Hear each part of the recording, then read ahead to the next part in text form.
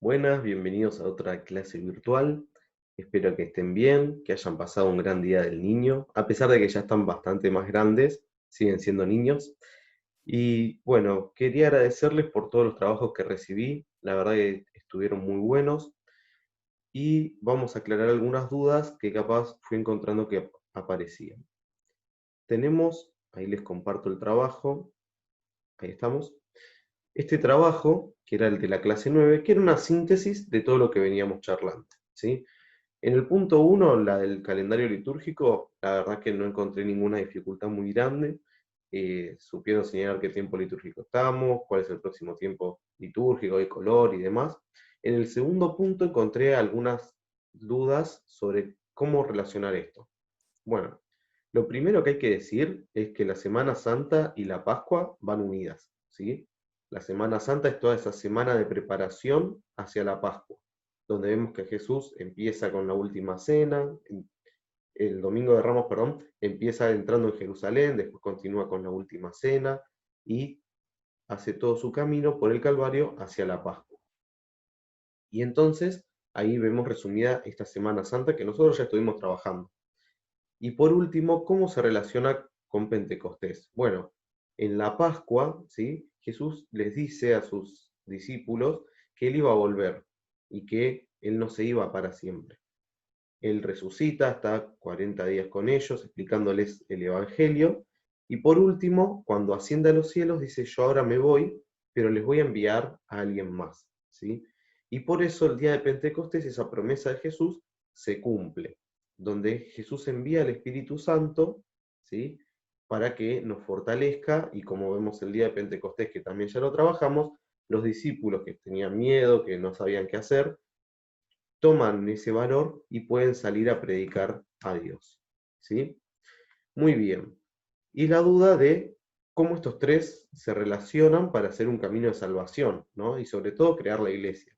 Bueno, durante la Semana Santa y la Pascua se cumple la promesa de Dios de que iba a venir un Salvador. ¿Sí? Y acá es donde Jesús, muriendo en la cruz, nos salva del pecado y nos abre nuevamente las puertas del cielo, nos da esa posibilidad de volver al cielo. ¿Sí? Y el día de Pentecostés, por eso el camino para salvarnos, perdón. Y el día de Pentecostés, con el envío del Espíritu Santo, esa iglesia se crea, ¿sí? Comienza a tener esa fuerza, ese envío que hasta ese momento no lo tenía. Si bien la iglesia eran los discípulos, los apóstoles, no se estaba expandiendo, no estaba con esa misión evangelizadora, que a partir del momento en que reciben el Espíritu Santo, comprenden y se abren a todo el mundo. Muy bien. Dicho esto, vamos a pasar al tema de hoy, que ahí les comparto, es la misa. ¿Sí? Como es largo el tema, lo vamos a dividir en dos clases. ¿Sí? Lo primero que vamos a ver son las primeras dos partes y después las otras dos. Y ahí vamos a pasar. Muy bien. Lo primero de la misa, para nosotros, para nuestro estudio, es poder entender que la podemos dividir en cuatro partes. ¿Sí? Esto que les decía, primero vemos dos y después las otras dos. Tenemos por un lado los ritos de entrada, la liturgia de la palabra, la liturgia eucarística y los ritos de despedida. Ya vamos a entrar un poquito más en profundidad en cada uno, no se preocupen. Primero tenemos los ritos de entrada, ¿sí? Que son cuatro, especialmente. Primero, la señal de la cruz. Como cada vez que empezamos una oración, hacemos nuestra señal de la cruz. En segundo lugar, le pedimos perdón a Dios por nuestros pecados y pedimos piedad, ¿sí? Por esas cosas que no llegamos a confesarnos antes de la misa.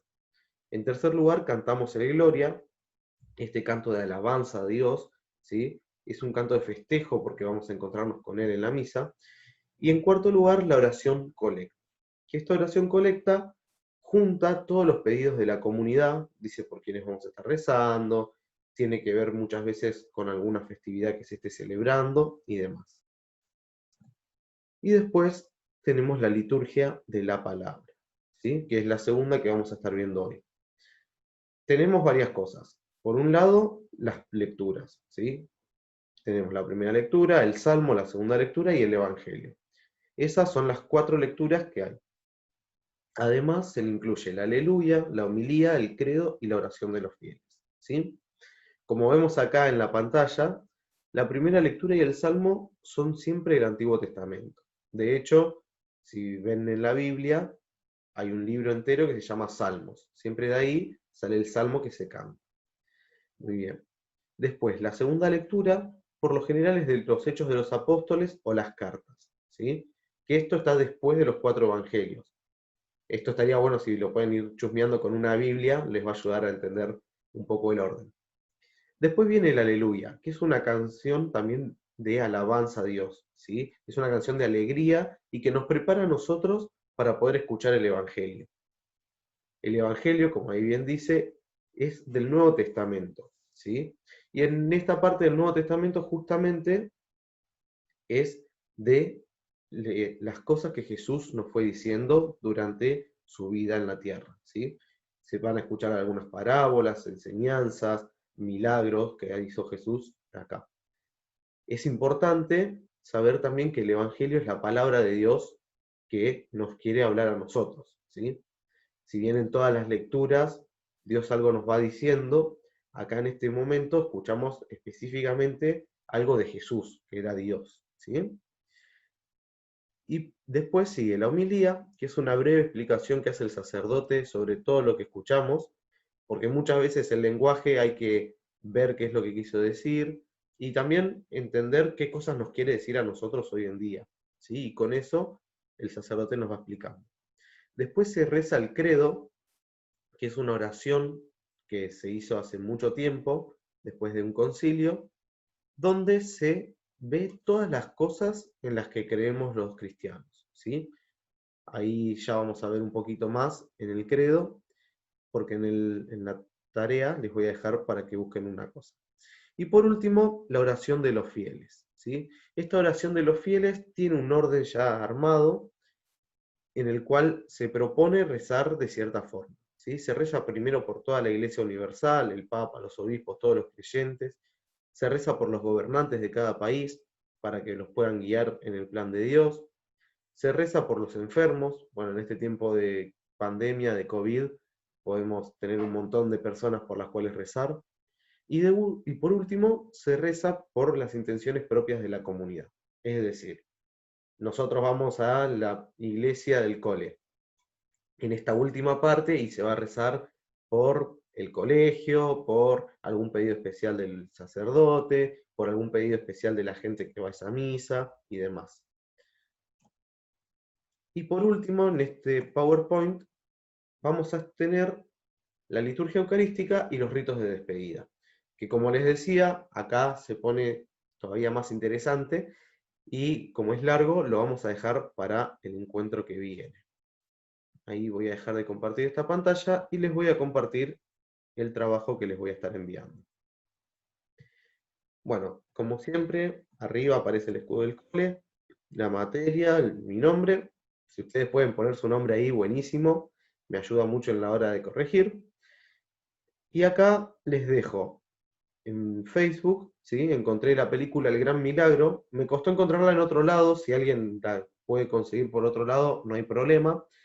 La idea es que la puedan mirar, porque nos va a mostrar todo lo que va sucediendo en la misa en un plano espiritual, ¿sí?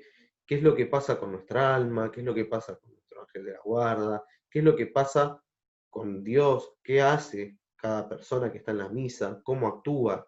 Bueno, todo eso lo vamos a poder encontrar en esta película, que si bien es de dibujito, es muy interesante, tiene muchas canciones y dura poco. Si no me equivoco, dura 1 hora.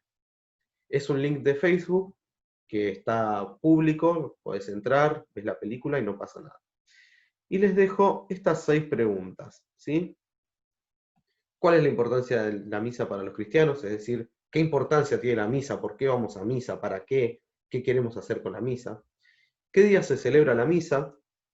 Capaz quiero ver qué días ustedes han ido a misa en algún momento.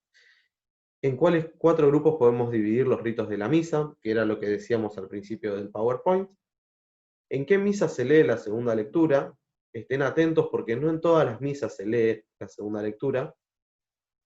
¿Qué expresa la oración del credo? Esta oración que les decía que es donde aparece todas las cosas en las que creemos los cristianos, y den 3 ejemplos, ¿sí? Cuando la lean, cuando la vean, van a ver que es muy claro en las cosas que dice. Yo les pido que pongan 3 de esos ejemplos.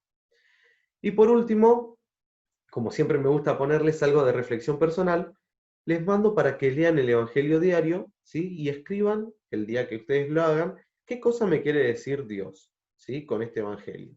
Y acá les dejo una página del Vaticano donde ustedes pueden encontrar el Evangelio del día.